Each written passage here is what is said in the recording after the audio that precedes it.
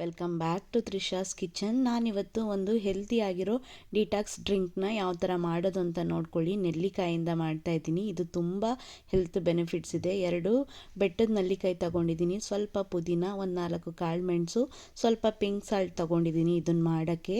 ಅದನ್ನೆಲ್ಲ ನಾನು ಒಂದು ಮಿಕ್ಸರ್ ಜಾರ್ಗೆ ಹಾಕೋತಾ ಇದ್ದೀನಿ. ಸಣ್ಣ ಸಣ್ಣದಾಗಿ ಕಟ್ ಮಾಡಿಟ್ಕೊಂಡಂಥ ಬೆಟ್ಟದ ನೆಲ್ಲಿಕಾಯಿ, ಪುದೀನ, ಸ್ವಲ್ಪ ಕಾಳುಮೆಣಸು ಹಾಕ್ಕೋತಾ ಇದ್ದೀನಿ. 4-5 ಹಾಕಿದ್ರೆ ಸಾಕು. ತುಂಬ ಹೆಲ್ತಿಗೆ ಬೆನಿಫಿಟ್ಸ್ ಇದೆ ಇದು.